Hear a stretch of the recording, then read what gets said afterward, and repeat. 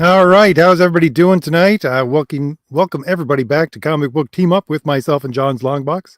Usually we talk about indie comics, but today, in the last couple of weeks, we're just going to talk comics, I think. And I had a bit of a thought this week, and I wanted to talk about comics in a less serious tone than I usually do, because I was running across this thing and it was talking about the definition of humility, and the basic simple definition was don't take yourself so seriously. And I thought to myself, with comics, that's kind of the problem with comics right now, is that they take themselves way too seriously. Back in the 70s, back in the 80s, it wasn't considered serious by any stretch of the imagination. And I think they produce better comics because of that. What do you think, John?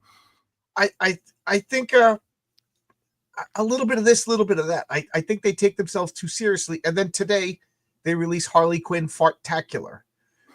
So it's like, you know what? I'd rather them be a little bit too serious than think that that's funny. If that's what modern mainstream comics thinks is funny, then, be a little bit too serious. But yes, I agree that comic books is tough to be funny. And what you're showing here, in my opinion, is the cream of the crop of humorous comics. But do you remember Not Brand X and what was the other one that Marvel had, like ARG? They just were not funny. No.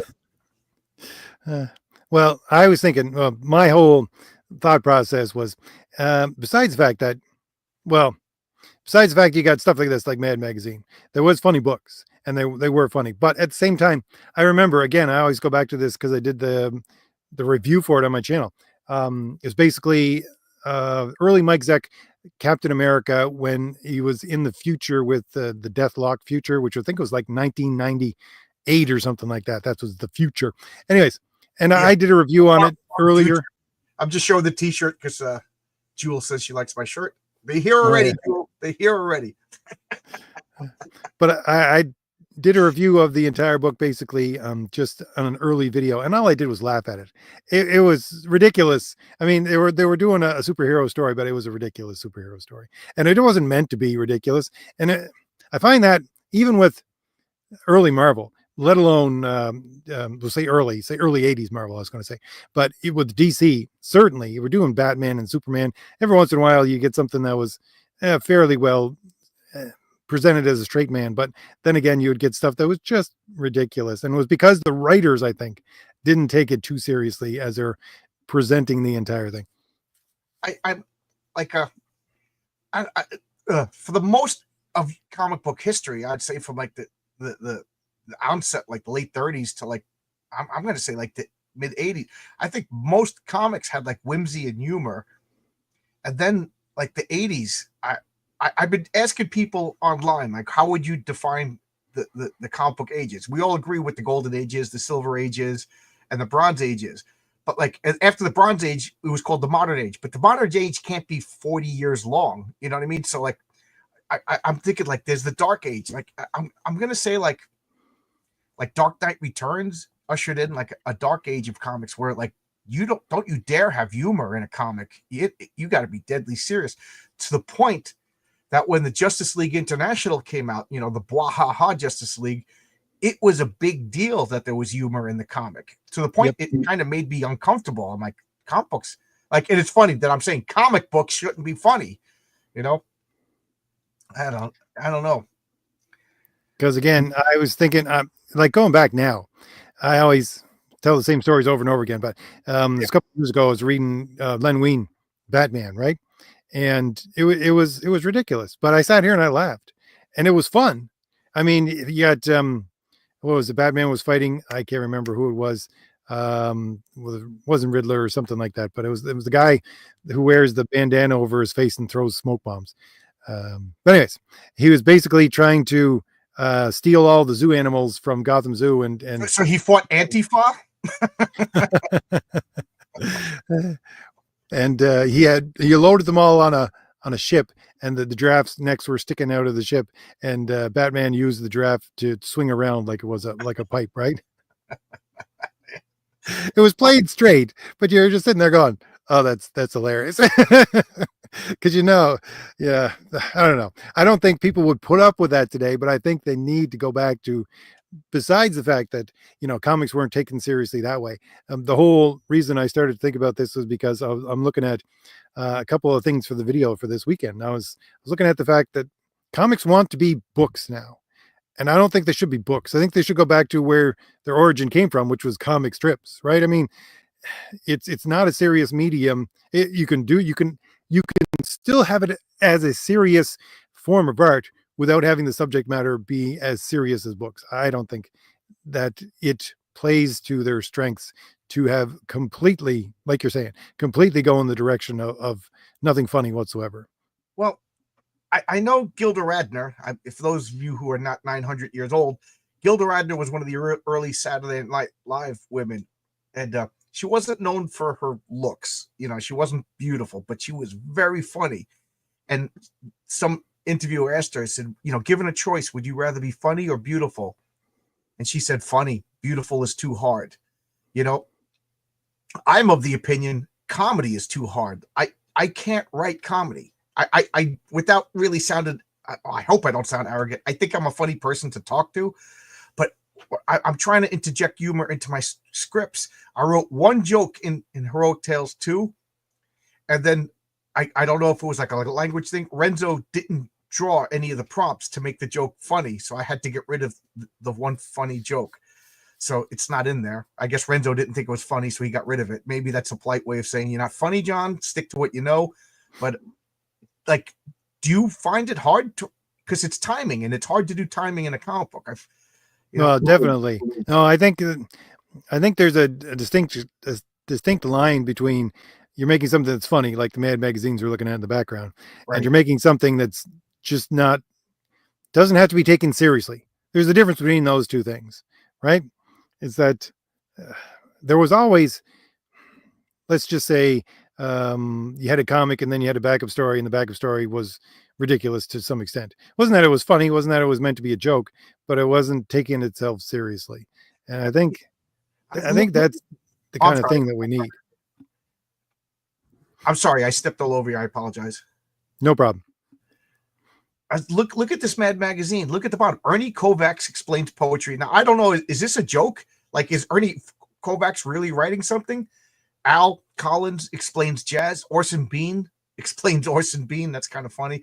And then the next issue, you got Gene Shepard and Steve Allen. Like, these are legit geniuses, working in Mad magazine. Now, I don't know if it's a joke that we're supposed to believe that Ernie Kovacs and Orson Bean are really working. Like, is it just like the Mad magazine crew goofing?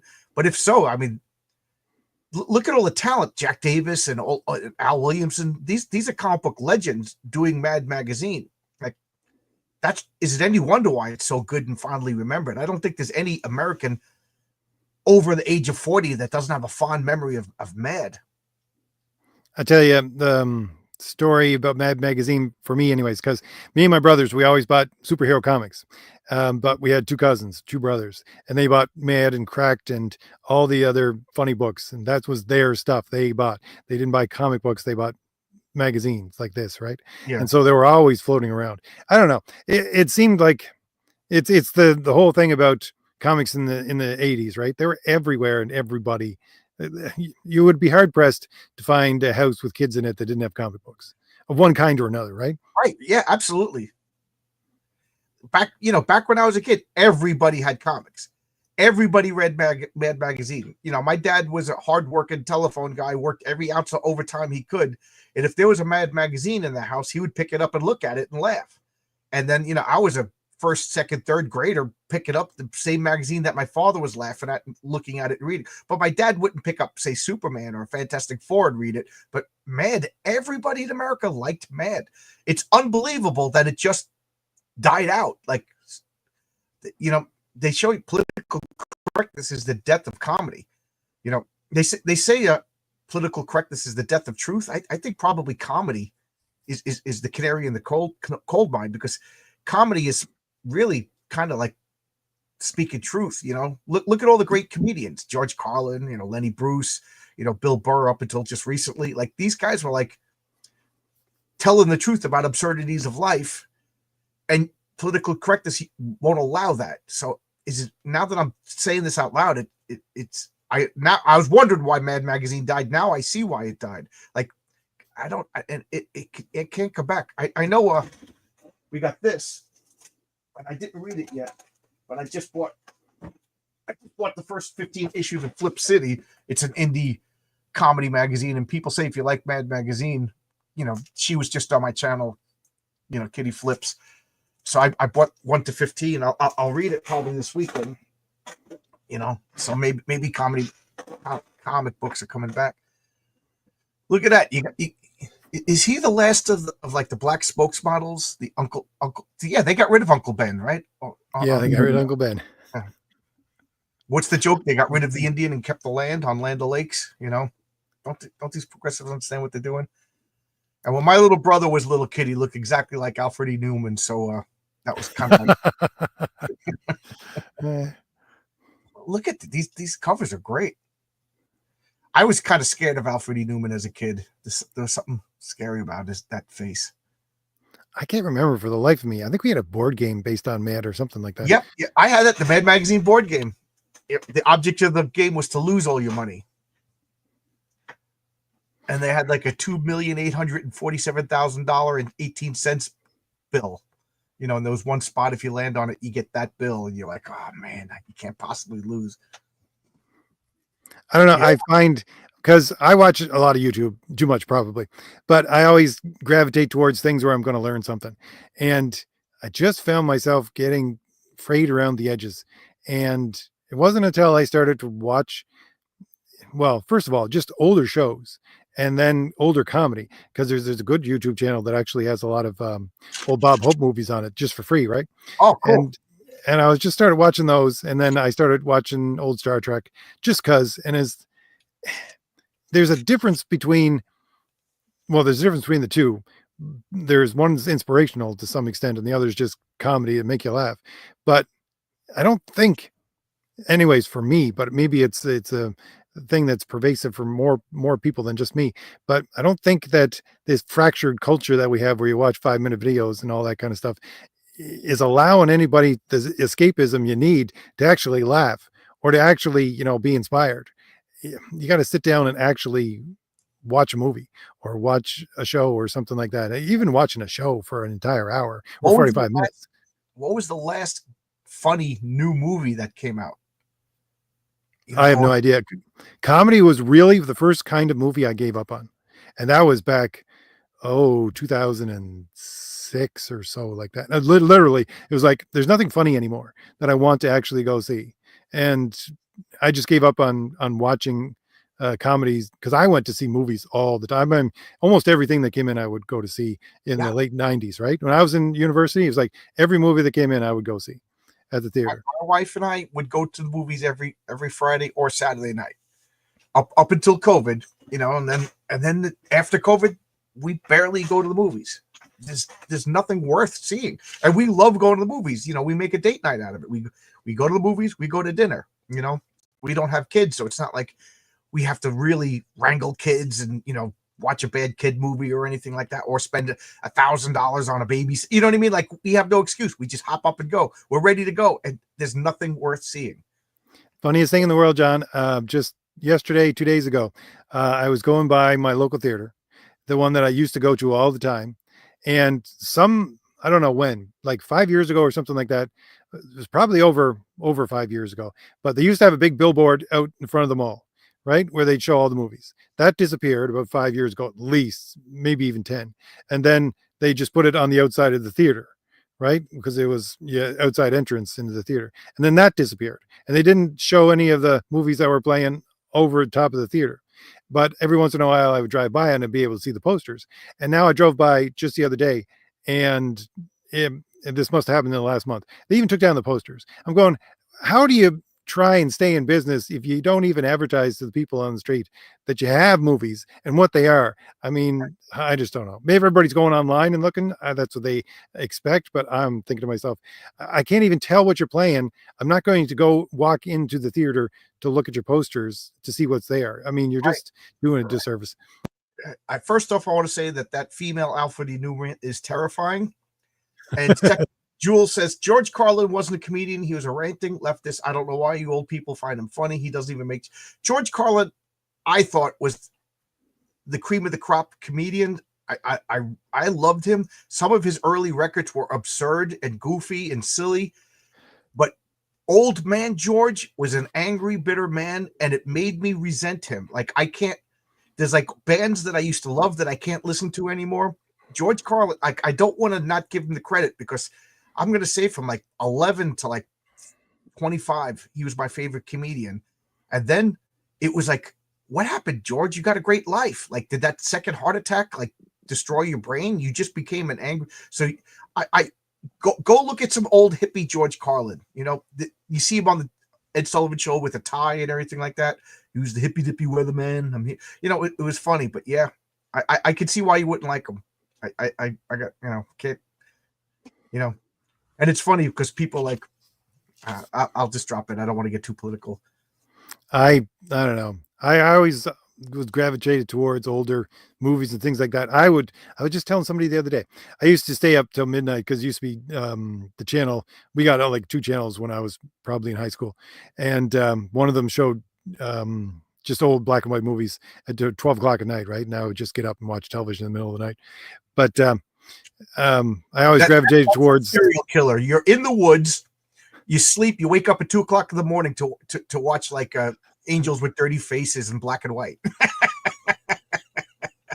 I've been doing it for a while, but manifesto. The world isn't like it used to be. But that's how I got introduced to George Burns and the Marx Brothers, and Laurel and Hardy and all these kinds of things. And even when you got into like the 80s shows like Newhart, he was still kind of he was kind of that stripe, right? It was comedy for everybody. It's funny that Burns and Allen, I have a memory of Burns and Allen. Speaking of being in the cabin in the woods, we had 7 kids, so we would go camping. It was like the cheapest thing that we could do. But one year we went to a cabin in the woods. So we're upstate, we're in the middle of the woods. I'm convinced we're going to get eaten by bears, but we had a black and white TV, and whatever my father wanted to watch, we all had to watch. So for whatever reason, Burns and Allen was on, and I've never seen it before. I'm talking like I'm in kindergarten. And at the end of Burns and Allen's, when he addresses the audience, like he turns around and goes, "Hey, how you doing?" And he breaks the fourth wall. I never saw that before, and I screamed. And then my whole family started screaming because we're in the woods. They don't know. And then they realized I'm like, he's talking to. Like I thought he could see me, and that was the most terrifying thing. I said, "Oh my god!" So that became, how families have their own jokes and everything. Yeah. Oh man.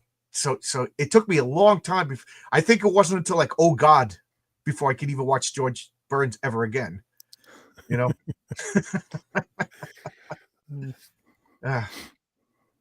And Azareth, Rodney Dangerfield is superior.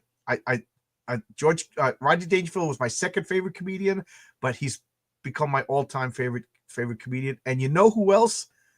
My wife and I started watching those old celebrity roasts with Dean Martin. Right. Yes.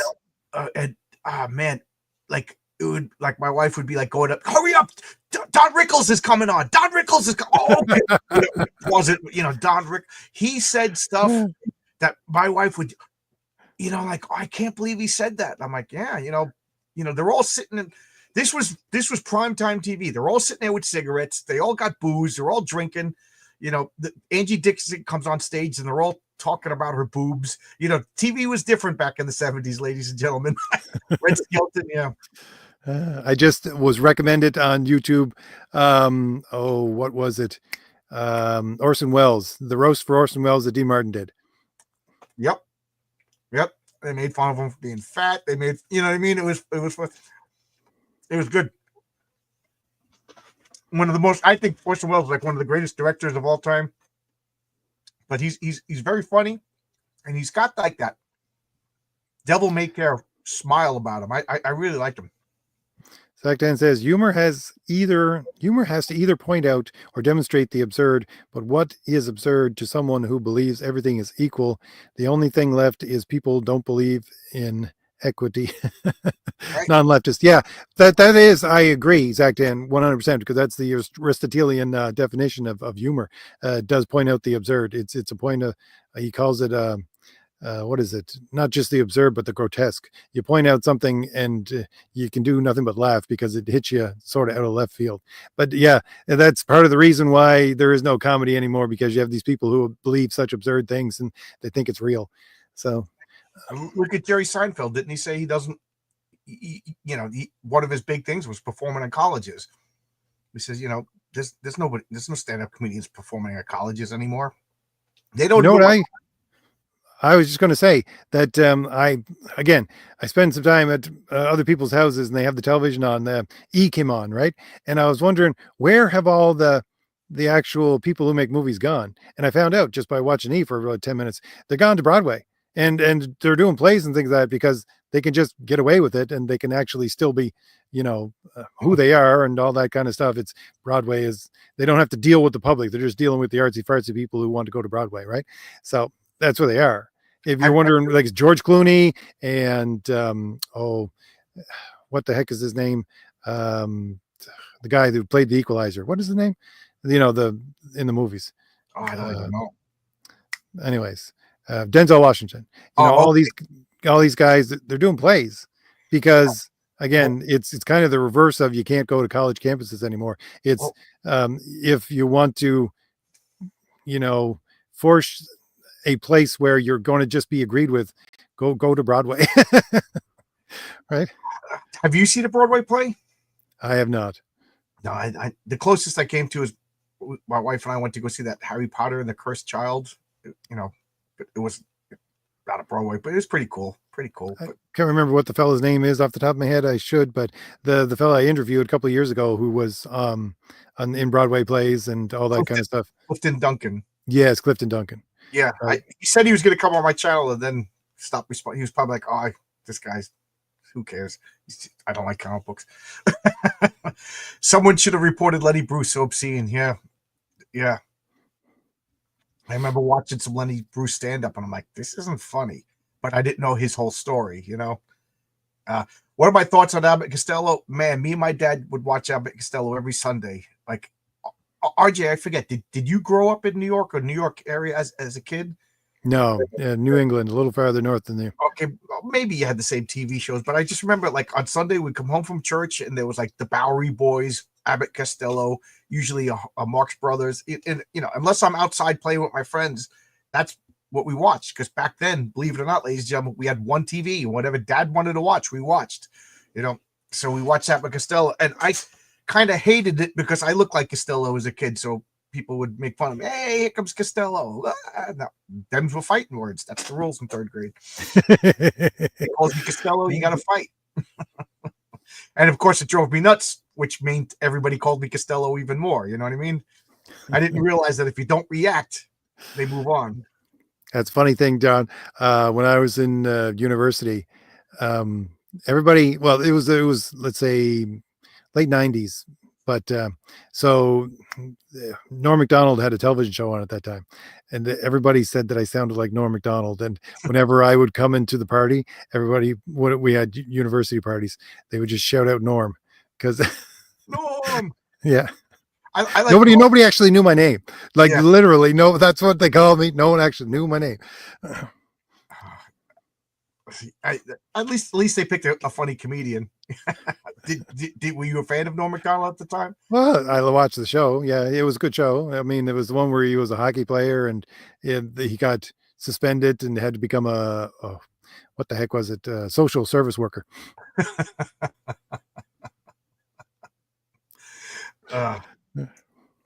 He does on one of his albums.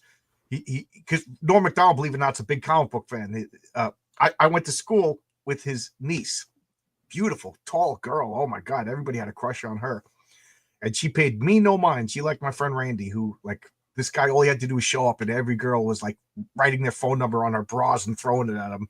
I was invisible if I stood next to Randy, but I think her name was Julia, but she was tall and gorgeous, and she claimed to be Norm Macdonald's niece. I can't prove it or disprove it, but she said he was always reading comic books, and he was always quiet at family parties, and he would have a smile, like observing. And she goes, and then you see some of the jokes, and you're like, oh, I remember that. Like he's pulling from life.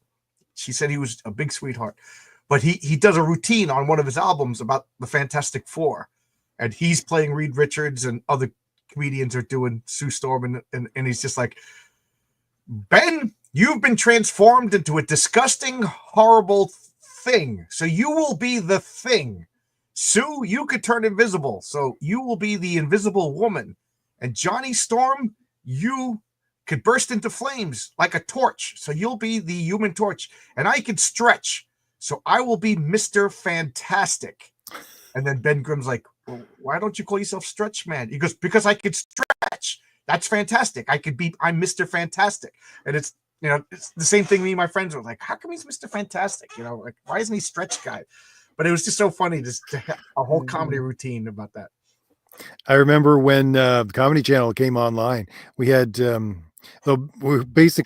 had one of those, I guess they call them black dishes now, but it used to be it was probably in the 90s, but a huge big old satellite dish, right? Yeah. So we would get the actual feeds that the television stations would be using, and we'd see all the countdowns and all that kind of stuff. But anyways, it was when the Comedy Channel first came on, like literally first came on. We were just waiting for it for months to come on. But you had really good, I don't know, they had stand up going all the time, and they would just play that, and then they would have, I don't know if anybody remembers, there were shows like the Higgins Boys and Gruber, or what the heck was it? Night After Night with Alan Havey, all these kinds of things. And they were just guys just sitting there trying to be funny and doing interviews and stuff. I think it was like the precursor to YouTube, if you ask me. I remember I stayed at my aunt's house, and they got the big radar dish, and my older, I was younger by far, and I liked it because they had a whole bunch of dogs. So I'd run in the backyard and play with the dogs all day long. Yeah, it was fun. And it was at night, and this was like out where I live now. Back then this was the hillbilly lands, and there was nothing to do, but they got a big radar dish, and they're hooking up the TV, and it's the first time. Now they're gonna have cable, and I didn't know what cable was. This was like the beginning of it, or satellite TV, and they turn it on, and it's a porno movie. Like, whoa, get John out of here. No, we can watch this. It's educational. So there you go. I wasn't allowed to touch that TV. Hey, it's Justin Trudeau smoking a cigar. That's funny. Podcast before podcast. You think Americans are bad at naming stuff? Don't look at the French names of American superheroes. Vaz, you got me interested. Is there a website, or can you name some? I know that I worked with a guy years ago, and back then I used to bring comic books to work, and he was like, oh, use it to comics. And where was he from? He was from not Mexico, but a Central American country. And he said that Wolverine was called El Vibro because he shakes. I'm like, why can't they call him Wolverine? I said, how do you say Wolverine in Spanish? He goes, Wolverine. I'm like, so call him Wolverine. He goes, because yeah. But I always loved the Mexican Spider-Man, El Hombre Araña. That's so cool. That just sounds great. And he already looks like a luchador, so no wonder Spider-Man. Did you know that in Mexican Spider-Man comic books, they refused to kill Gwen Stacy? Yes, I did know that. Yeah. They also, the weird things that they have in them. Another one was that Peter Parker's hair was a different color, actually. Oh, really? But just, well, it was to make him look more like he was Mexican, basically. Okay. So they took out the blue highlights. Okay. That they would usually use within Marvel comics, right? Jewel, I need to get conversation. What? She says, I need to get that guy. Trump, get him out of here. He says that Wolverine's name is El Vibro. Trump's like, on it. Vaz is in France instead of Iceman. He's Iceberg. Okay, that's not that bad. That's not that bad. But if you're going to be an Iceberg, okay, you know how I am about names. If you had if I had a character named Iceberg, how would you describe him? How would I describe him? Like okay, if I said, hey RJ, in next issue of my comic I have a villain or a hero named Iceberg, what, and I didn't tell you anything about him, what would you picture in your head? A guy who could conjure up giant icebergs. Basically, that's the best I can do. Okay, I was going to say he's like Iceman, but he would have to be a giant. He would have to be like 10, 15 feet tall, you know, like, because icebergs are big, you know, like if he can't be a skinny little Bobby Drake guy, be Iceberg. But that's the beast is Fauve. All right, I'm sure I'm pronouncing French wrong. Iceberg would have a long nose. Wolverine is Serval, like the cat. That's pretty good, actually. Oh, good, because I have a Wolverine type character that I in my role playing games was called Honey Badger, so I can't call her Honey Badger. Maybe Serval would be a good replacement name. RJ, I know you want to talk about humor, but now did you ever have to change any name for your characters because you found out that they're already in print? Oh, I don't care. I have characters that have in print names, and some of them are pretty close to what you see in other places. But I just who's going to care about me? That's all I say. If I have to change the name, I have to change the name. It's like Pharaoh, because one of my characters, it's supposed to be a joke that you might see later on in the. So I'll just spoil the joke for some people, but the joke later on in some of the stories that I have is the fact that somebody says to Farrell, they're just talking to her, and they say, "Well, your name is Farrell, like a cat, right?" And she goes, "No, no, my name is Farrell," and then she spells it out because it's an actual European name, Farrell, right? She said, "What, you thought I was named after a roadkill cat this entire time?" Right, because she just uses her last name. Anyways, a little spiel about one of my characters. Oh, it's funny because off topic, and I apologize, but in issue 3 of Heroic Tales, I'm going to debut a Batman type guy called the Raven. And I did a complete 360. Like I was like, I can't call him a Raven because this Teen Titans Raven and there's this Raven and there's that, but they're all different and none of them are really a Batman type. So I changed him to something else, and then that name was I changed him to the Rook, and then Jeff Johns comes out with a comic called the Rook, and then I changed him to something else that I still might keep it. Ironically, he might be a villain for the Raven, but now I'm back to the Raven, and I'm just like, if anybody wants to sue me, they could take the $1,000 of debt that I went into to make this comic book. There you go. You win. Give me $333. You get 1/3 of the debt that I went into. Night Demon is Notch Demon is pretty good. That is a good Notch Demon, a German. That is awesome. I kind of like that. Marvel Girl, Strange Girl. Wow, Strange Girl is a great name. Mr. Night Demon. I looked up Erler. Erler basically means screamer. That's a pretty good name. Entensel. Oh, that I don't know what it means, but it sounds very elegant. Now I got to Google. Actually, I use Grok. Grok is the ultimate. Do you use Grok at all? I don't have access to it since I don't have a check mark. Oh, you need a check mark? Yeah, I paid for it just to. I thought maybe it would give me reach if I'm doing my comic book, you know. But I really like now I'm looking up what Ettincell means. And of course he keeps correcting it because it's a French word. It's a French word meaning spark. Why yeah, because that was her original name. Oh, Sprite. Yeah, Sprite was her original name. Right. Jewel, I take it you're French. Are you French Canadian? Are you French from France, or just an American who likes French? Now that we're looking at the Mad magazines in the background, though, what was your favorite part of Mad magazine? Just as out of curiosity. By far, that fold out in the back cover. Oh, really? Oh my God. I thought that was the most clever thing in the world. Like anytime I got my hands on it, like if Mad magazines, in any magazine that I got is never mint because I'm always folding that back cover. I could not wait to do that back. Does anybody know what I'm talking about or not know what I'm talking about? You took the cover and it was a picture, and then you folded it like it into you cut out the middle third and it was a completely different picture. And sometimes you could tell before you fold it. Sometimes you could. As a kid, I just thought that was like every month I was like, this is genius. I'm sure adults were amused by a little kid. But and then the second favorite was the Sergio Aragonis. I used to call it the little people until I found out that he called it the marginals. But I love that.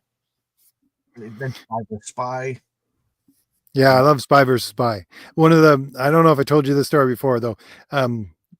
My mind goes so much to the folded covers that when I ordered I was probably about 6 or 7 years ago now. I ordered a whole raft of old Legion of Superheroes, right, from the 70s and the 60s, and I was looking at one of the covers. I don't know which one it is off the top of my head. I was looking at one of the covers, and you had Saturn Girl in a very odd position, and then you had the other people over on the other side of the cover, and I'm thinking, somebody's doing a folded cover here that they shouldn't be doing.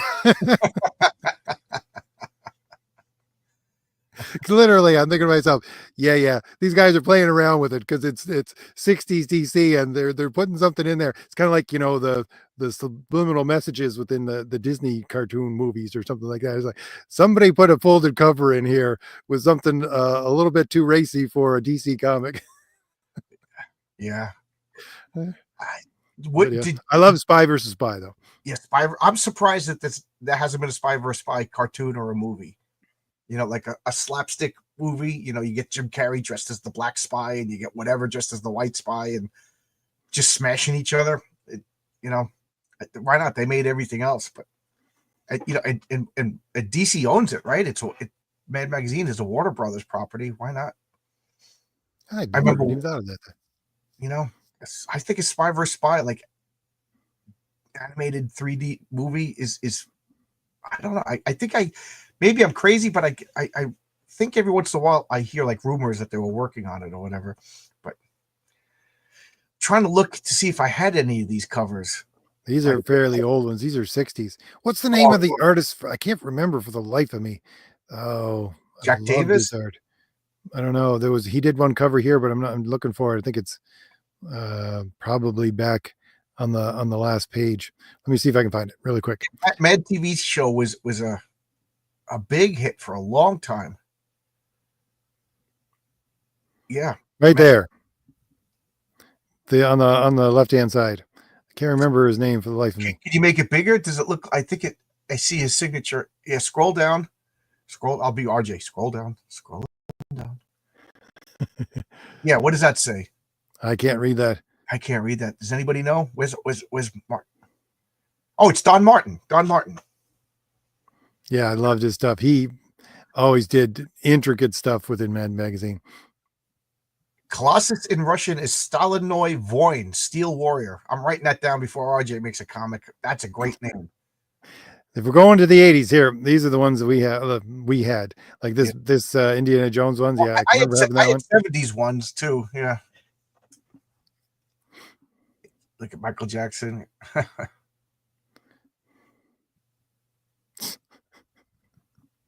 Oh, Q-tip. Yeah. The Cosby Show. Jeez, I wonder what they say about that. For some reason, that's not on TV anymore. I try to watch the Cosby Show. I can't seem to find it. Yeah. That's same with Fat Albert. For some reason, Fat Albert's not on anymore either.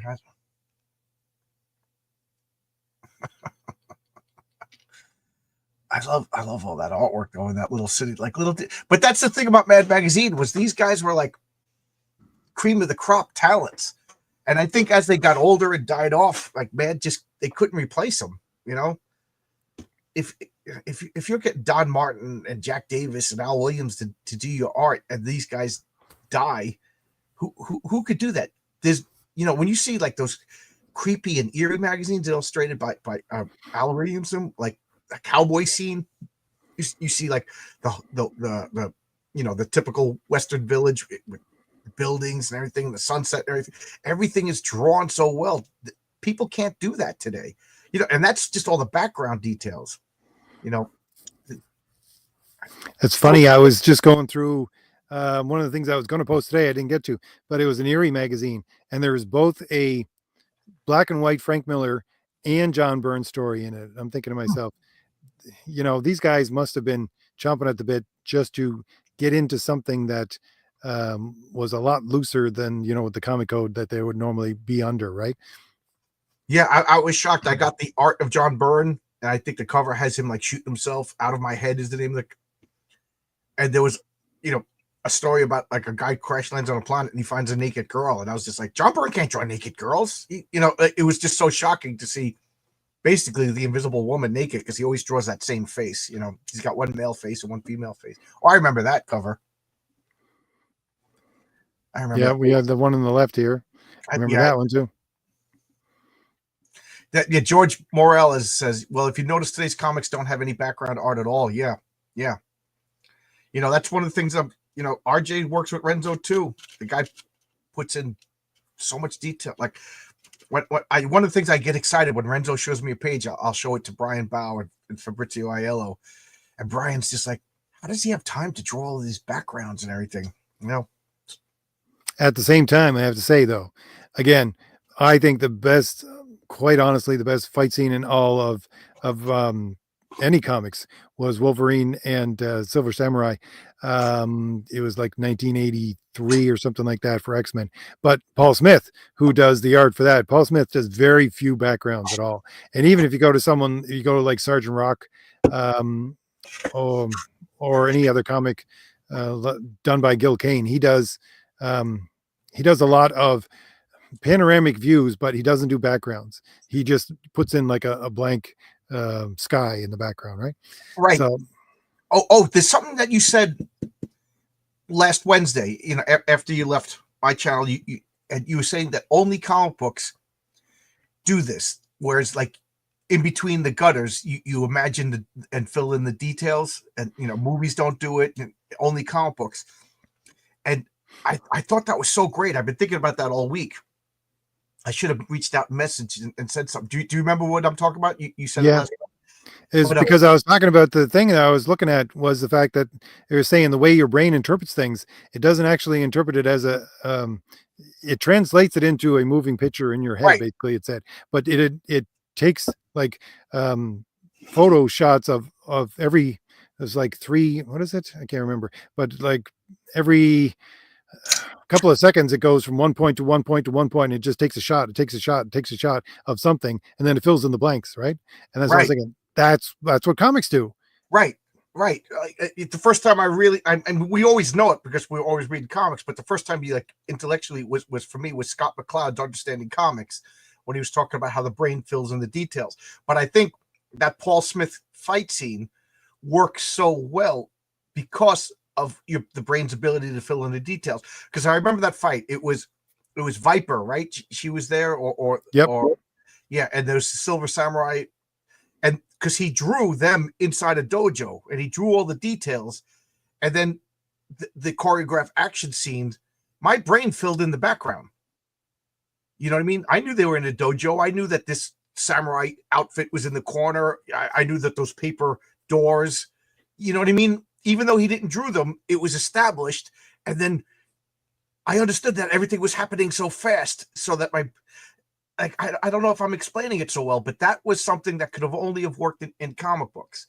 It's funny because I did an entire video about that fight scene, talking about the difference between Eastern and Western fight scenes. And to me, it was the fluidity of the entire thing, wherein you could follow one panel to the other, every last movement. But I'm thinking to myself, with you, you're looking at it entirely differently, and both of us are seeing something spectacular in a different way. And again, that's the beauty of comics right there. Well, because I probably haven't read that comic since it came out, but I do remember it vividly. When it came out, I probably read it like 100 times. That's what we did. I go to the comic book store, get my 6 or 7 comics, and then read them 20 times that month. You know what I mean? So we studied them. But at that time, I wasn't really exposed to manga. So I don't think I had like a manga perspective to you know what I mean? I was just filling it in with Western style comics that I grew up on. And Jewel, yes, I think I am talking about the John Byrne story, Critical Error, with it, in that John Byrne story. I think that was the name of the comic story, rather. Gil Kane was a beast, one of the all-time greats. Absolutely. Yeah, I'm going to scroll up. There was a comment that was good. Jewel says, I'm not French Canadian, but I think about etymology a lot, and I'm using the Wiktionary for searching up words. Yeah, I like to. I actually have like a tab, but etymology on my phone, and every once in a while I'll be at work and I'll like, somebody said this word, and I'll like, I like to get the etymology, and that's a lot of like ideas for superheroes come from etymologies of words. I do like words, so that's why I was really into you guys talking about the French names of superheroes. It's really cool. I don't know why my mind goes to literal things when I try to name characters, because I was going to, oh, what the heck is it? So basically, developing new characters for the Artemis story that I'm writing, because we're into chapter 2, and you start introducing villains and things like that. But well, chapter 1 is more of a setup. We're for that book. If anybody wants to know about it, we're starting from the origin story, like even deep into the origin story. But I was thinking about, okay, the enemy of this person has a snake-like quality to it. So I'm looking at the surrounding, basically up in the mountains. So what would he call himself? And I go with and I just Google what kinds of birds eat snakes or kill snakes, right? And then I go from there. I don't know why. I always go literal like that when I try to name characters. Cool. It's I talk a lot about my rules for superheroes, and somebody wrote me, I wish I could remember his name, a big email with like 20 points about my rules for, like, he codified what I was saying. And I want to make a video about it, but I've been really bad about making prepared videos lately. Everything's, guys, live is easier when you come home from work. I just, I got a tough job. That's my excuse, and I'm sticking with it. But I was thinking, if I get once I get like 6 comics, like whatever I publish, once I get about 6 comics, I got a whole bunch of sketches from Oscar and Renzo that I would like to make like an art of Longbox comics, like some like rejected character designs by Renzo, or some of them a little bit like some panels that were a little too racy that I was like, nah, we can't. It would be From good. what I just seen from your last or for your new trailer, John, I can't, I don't know about more racy than that. It's funny because I went by. Well, I will have some strategically placed word balloons, but I asked my wife if this was too much. She said it was suggestive, and suggestive is okay. It's not explicit. That was her editorial decree. But I want to I want to do this art of like Renzo and Oscar and and other people like that I hired and didn't use or abandoned the idea and things like that. So I want to like follow it up with like character designs, and maybe I'll put an article of my rules for superheroes, how I choose names and stuff. I don't know. I think it's pretty fun. It seemed pretty explicit. It's not. Maybe don't worry. There'll be some word balloons to tone it down a bit, because I got a bunch of comments on not the video from last Saturday, but the 2 Saturdays before, when I showed them some of the Artemis art in the background, and one of the pictures is basically what do they call it? A panty shot, right? And I was thinking, and they're all trying to say stuff in the comments. I'm going, listen, this is the first book I did with in the Marvel method, and basically this is collaboration. I'm not telling the artist what to do. Because it's basically in manga format, because he's in Japan. He does manga. Well, and I was thinking, no, I'm sorry, but the artist is the artist. I'm leaving it. I don't tell him what to do on this book. And I will say this: artists are a bunch of perverts. That if you don't, everybody's going to be naked. I will say, issue 4 of Heroic Tales is going to up the suggestiveness. I have basically a character that's inspired by like if what's her name, Laura Croft met Fairchild, So there you go. And we all know that Fairchild would get punched through a wall and end up naked. But whatever, guys, I gotta sell the comic. I gotta sell this comic. But it'll never be explicit. I don't believe. At least Heroic Tales and my superheroes will never be explicit, because that's just cheap. If you're talking about extra sketches, because Renzo always does extra sketches, but it's really funny because it's kind of like he does different ages, right? When he does the sketches, because I got a whole lot of 90s looking characters. So my characters, but picture them in a much more 90s style. And I was like, nope, sorry, no. every time it's like, nope, no, don't go with that. It's like the skin tight bike shorts, or lots of padding, or a whole bunch of what, like cargo pants and all that kind of. It's funny because the patriarch's wife, I was just like, they're in their 40s and she had 7 kids, and she looks like a 19-year-old supermodel. I'm like, all right, Renzo. Oh, woo, word that's going on an elemental type arch. No, I'm not going to do that. No. Suggested, like the first page is, I showed in the trailer, you could see they're in the bed together. I had Renzo draw a blanket because it was a little bit more suggestive. Well, it was pretty explicit, actually. I was like, nope, throw a blanket on that. And in the shower, I explicitly said how the woman was going to be posed, so you wouldn't need to cover up anything. Nope. And then the funny thing is, there's one panel in Mary Sue, my directions were a little bit more. You still don't see anything, but it was more suggestive and then Renzo really toned it down, which kind of killed the joke that I was going to make. But okay, so whatever. Whenever you see something sexual in comic books, it's usually a thin disguised fetish. Have you seen that Wonder Woman foot cover? I'm not even joking. It's like Wonder Woman leaned back and it's just her foot, like I'm like, instead of my hand, it's her foot. Like, tell me that's not a fetish thing. DC is really, really getting weird. When Phoenix had kissed the Beast, that was the artist and the writer expressing their furry fetish. Yeah, I remember my introduction to the Beast in the Avengers was like around 150 to 200. I didn't even know that the Beast was in the X-Men prior to that, because he looked so different. I thought they were different characters. But I remember he was happy-go-lucky, and he was talking about like he was going on like 6 dates a day.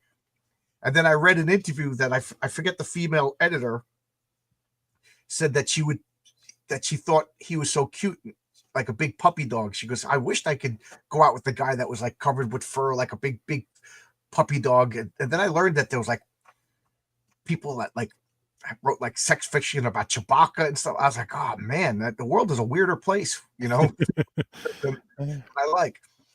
But so yeah, furries, go figure. That was actually, we'll bring it full circle, John. That was actually part of why I wanted to talk about a little bit more unserious comics and things like that, is because I watched a Clownfish. I don't watch Clownfish too much, but I watched a video where they're talking about we'll say, disturbing trend within fantasy and women's fiction that you find on the shelves of your local bookstore these days, about monsters and some of the things they want to do to them. And he was saying, if this is what is selling on mainstream shelves right now for fantasy, and it's all women's fiction, you can understand why you get some of these ridiculous things bleeding into D&D. And I thought to myself, because you get these ridiculous I don't know, ideas within D&D now and their new rule books, but I thought I applied it to comics and went, yeah, that kind of makes a whole lot of sense. Because if you get these people, which have been in there for the last 10 years minimum, who want to have Marvel Comics be a respected title as if it was a book, then all they're going to do is try to make it too serious, try to make it a version of novels, and it kills the idea of comics themselves, because comics should at their heart have some non-serious element to it. I don't know, even if it's just in the background or a side story or something like that. I'm trying to put humor in my comics, like, but if it's not funny, if like I don't know, if you put something sad in the comic and it it still kind of works, even if it's not like as gut wrenching as you wanted it to be. But if you put in comedy and it's not good, it just ruins everything. Like I've removed more comedy because I want there. I agree with you. I want there to be some funny stuff, and I want like the patriarch comes to the farm and the kids do silly things, and because little kids do that. But if it's hard to do, so I've humor I've taken out of my book, not because I want to, it's because it like can you like if you make a funny movie and it's not funny, it's excruciating. You know what I mean? So That's it's funny because when I was writing the manuscript for my novel, I gave it to my girlfriend at the time to read, and I had put jokes in it that I thought were funny, and she looked at me and goes, "Your humor is mean." So it's like, really? I wow. would not have thought that.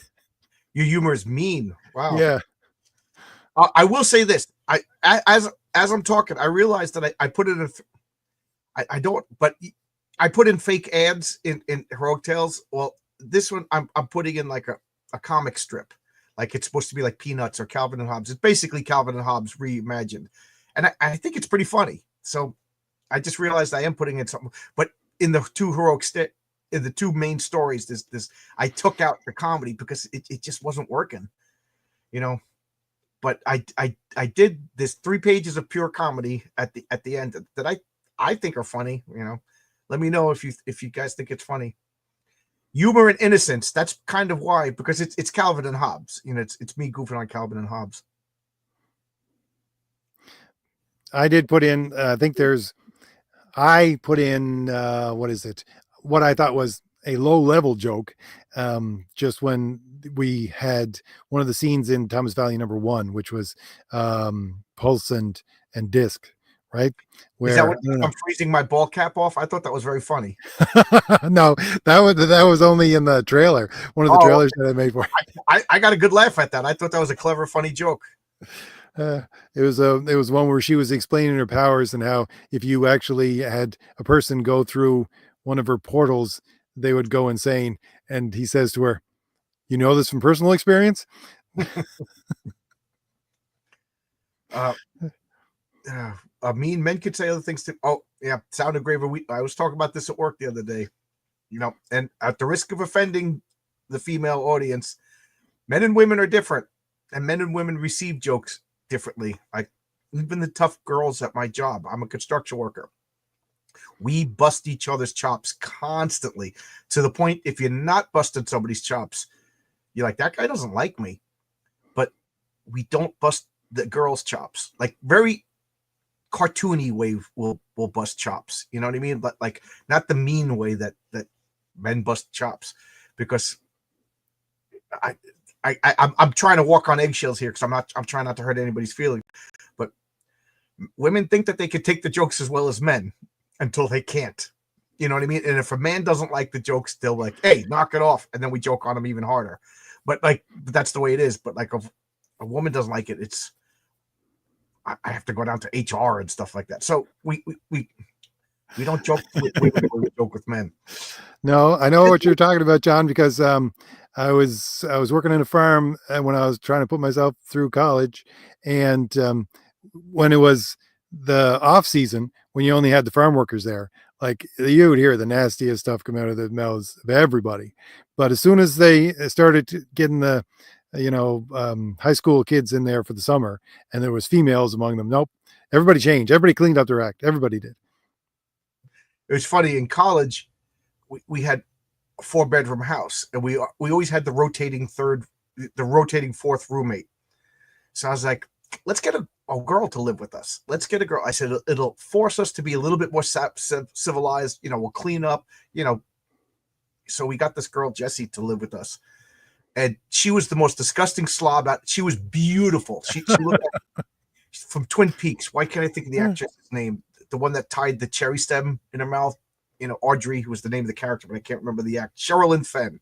She looked like Sherilyn Fenn. Gorgeous. Like she would dress up on Friday nights. We would like gaga. She would come out in dresses and high heels. She looked like an elegant movie star, but she was the disgusting slob, and she was the meanest insulter. Like whatever you said, she immediately came back with an insult that you're like, Jesse, that was mean. You hurt my feelings. She's like, suck it up, wuss. You know what I mean? But she was a pig farmer from Missouri. She grew up on a pig farm, and she would talk about that. It's like, yeah, what do you? I got to go home for the summer and shoot some pigs. And everybody laughs. She's like, no, literally, I take the shotgun, I put it up to the pig's head, shoot the pig. How? She goes, how else do you think your bacon's? You know what I mean? But like, I guess farm girls are different. You know. That was one farm I hated working on was a pig farm. I didn't last there a couple of weeks. It's like, ugh, I cannot stand this smell. It's getting into my system. Jewel says girls live like goblins in college. It's disgusting. Jewel, are you a man or a woman? You know, but there was this girl, Patricia, that she was always inviting me back to her apartment. And let me tell you, for a college-age guy to refuse to go to a girl's apartment, you got to understand how disgusting that room was. I was like, no, I could get lice outside in the street. I don't need to go to your place. It was the most disgusting place. And I thought our house was bad. People like, you guys live, this is pretty clean, you know. I was like, you live with my mom. My mom would beat you until things were clean. Nothing like a little violence to motivate people. Things kids today don't understand. Apropos of nothing, I can't go to restaurants with my friends if they have kids, because I had to sit there like a little statue, you know, and if I moved, I knew I was getting beaten in the car. So I sat there, I ate, and I daydreamed. You know what I mean? And then after the restaurant, you know, all that nervous energy. But my friends' kids, they could climb up, they could push me in the face, they could bother the people, and I can't yell at them. They're not my kids.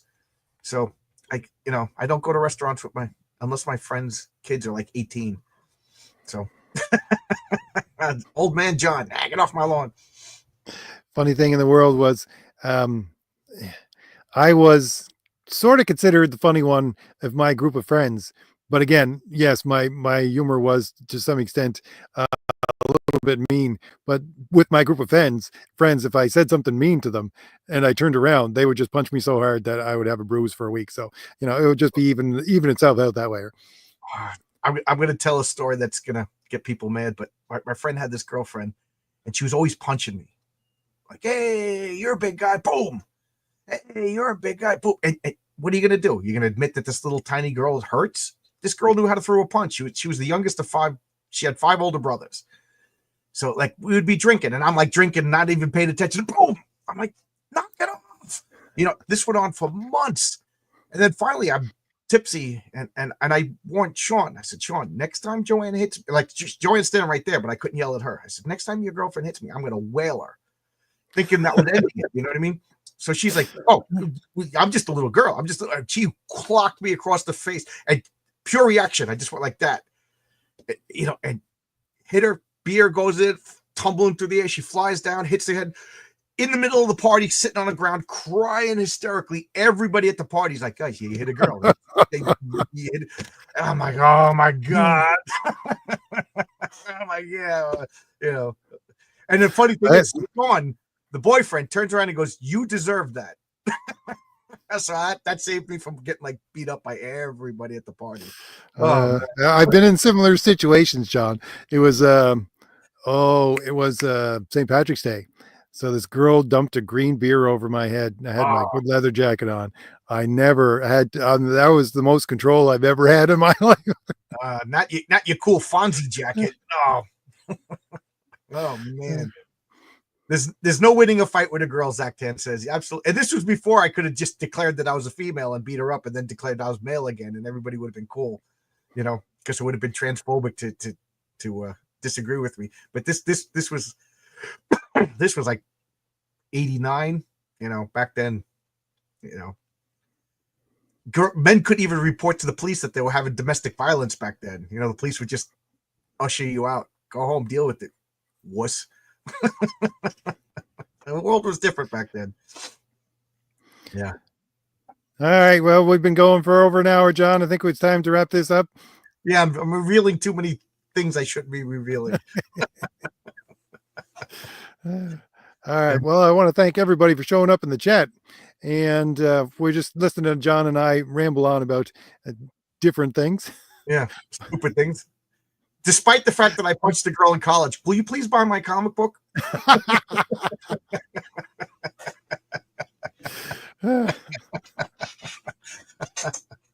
Yeah. Go back to the Ann Nesenti line is that, yeah, if you want to write comics, you have to learn how to take a punch and give a punch. So there you go. Yeah.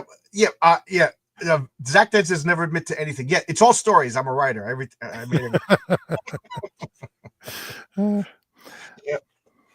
All right. Well, I'm going to wrap this up. I'm going to show everybody once again the trailer for as an outro for Fade to Blue.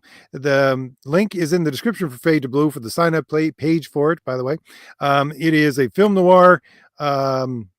What is it? It's a cross between film noir and basically Indiana Jones. So you got film noir feel to it, but you got a lot of monsters and things in the background. So that's what Fade to Blue is going to look like and feel like. So go on over and leave your email address, and you'll be informed when the project goes live. And in the description is the link for John's book. It's the old link though. I have to find out if there's a new link, John. Not yet. The new link is not ready. It's probably going to be Fund My Comic whatever Heroic Tales 2, mostly because Fund My Comic lets you pick your own link. So I'd like to do it that because it would be easy. But I'm not going to close the old link because if I figure during the campaign, if you want to buy issue 1 and get it right away, use the old link because I'll ship it out right away. But if you use the new link, I got to wait till the campaign closes. You know what I mean? Good point. Good point. I think I'll keep them both active.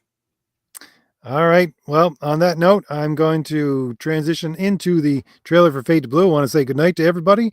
Good night, John, and to everybody in the comments and in the chat. I'm glad you're here, and have a good night. Bye-bye, everybody.